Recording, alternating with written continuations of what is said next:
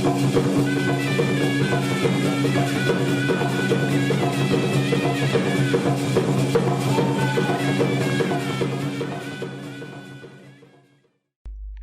दिन जब राजा भोज सिंहासन पर बैठने वाले थे, तभी पुतली प्रभावती ने राजा को समझाते हुए कहा कि राजन, मैं तुम्हें विक्रमादित्य की एक कहानी सुनाती हूँ। एक बार राजा विक्रमादित्य शिकार खेलते खेलते अपने सैनिकों की टोली से काफी आगे निकलकर जंगल में भटक गए।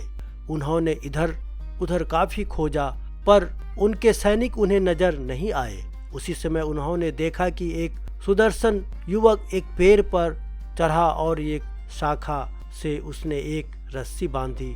रस्सी में फंदा बना तथा उस फंदे में अपना सर डालकर झूल गया। विक्रम समझ गए कि युवक आत्महत्या कर रहा है।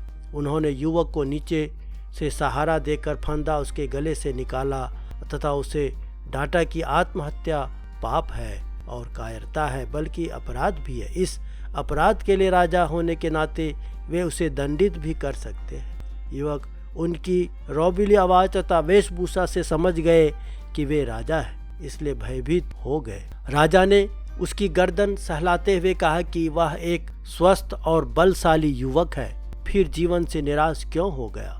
अपनी मेहनत के बल पर वह आजीविका की तलाश कर सकता है।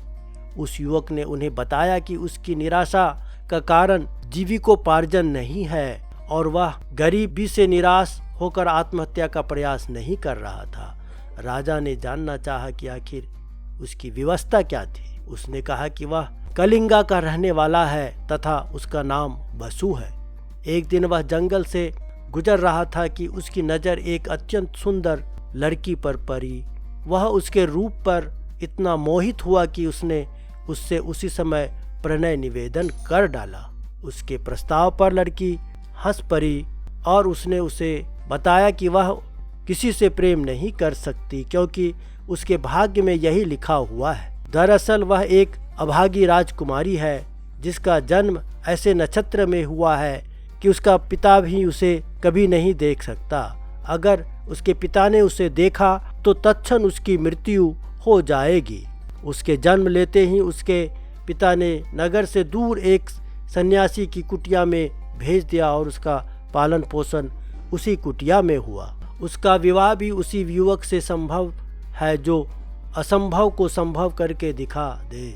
उस युवक को खौलते तेल के कराह में कूदकर जिंदा निकलकर दिखाना होगा।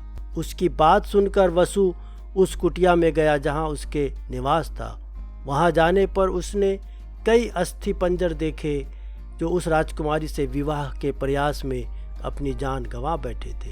विक्रम ने उससे समझाना चाहा कि उस राजकुमारी को पाना सचमुच असंभव है, इसलिए वह उसे भूलकर किसी और को जीवन संगनी बना। लेकिन युवक नहीं माना। उसने कहा कि वह उसी से शादी करेगा। उन्होंने उस वचन दिया कि वे राजकुमारी से उसका विवाह कराने का हर संभव प्रयास करेंगे। फिर उन्होंने देवी द्वारा प्रदत्त दोनों बेतालों का स्मरण किया। दोनों बेताल पलक झपकते ही उपस्थित हो गए। उनको लेकर वे कुटिया में पहुंचे। वह बस कहने कुटिया थी। राजकुमारी की सारी सुविधाओं का ख्याल रखा गया था। विक्रमादित्य का परिचय पाकर कहा कि अपने प्राण वह राजा को सरलता से अर्पित कर सकता है, पर राजकुमारी का हाथ उसी युवक को देगा जो खौलते तेल से कुशल निकल आए। तो किसी अन्य के लिए राजकुमारी का हाथ मांग सकता है या नहीं? इस पर तपस्वी ने कहा कि बस यह शर्त पूरी होनी चाहिए। वह अपने लिए हाथ मांग रहा है या किसी अन्य के लिए, यह बात मायने नहीं रखती। उसने राजा को विश्वास दिलाने की कोशिश की कि इस राजकुमारी को कुंवारी ही रहना पड़ेगा। जब विक्रम ने उसे बताया कि वह खुद ही इस युवक के हेतु कराह में कूदने को तैयार है, तो तपस्वी का मुंह विस्मय से खुला रह गया। वे बात कर रहे थे कि राजकुमारी अपनी सहेलियों के साथ वहां आ गई। वह सचमुच अप्सराओं जैसी सुंदर थी। विक्रम ने तपस्वी से कहकर कढ़ाई भरा हुआ तेल का व्यवस्था किया। जब तेल एकदम खौलने लगा तो देवी का स्मरण कर विक्रम तेल में कूद गए। खौलते तेल में कूदते ही उनके प्राण निकल गए और शरीर भुनकर स्याह हो गया। माँ काली को उन पर दया आ गई और उन्होंने बेतालों को विक्रम को जीवित करने की आज्ञा दी। बेतालों ने अमृत की बूंदें उनके मुंह में डालकर उन्हें जिंदा कर दिया। जीवित होते ही उन्होंने वसु के लिए राजकुमारी का हाथ मांगा। राजकुमारी के पिता को खबर भेज दी गई और दोनों का विवाह धूमधाम से संपन्न हुआ। इतना कहकर 10वीं पुत्री प्रभावती खामोश होगी। राजा भोज चुपचाप बिना कुछ बोले अपने कक्ष में लौट गए। अगले वीडियो में हम देखेंगे कि विक्रमादित्य का महायज्ञ और देवताओं से वरदान प्राप्त कैसे हुआ। ऐसे ही अनगिनत अनसुनी कहानियों के लिए हमारा चैनल सब्सक्राइब करें और ज़्यादा से ज़्यादा लोगों तक शेयर करें। आपको हमारी आज की कहानी कैसी लगी कमेंट के जरिए बताएं। धन्यवाद।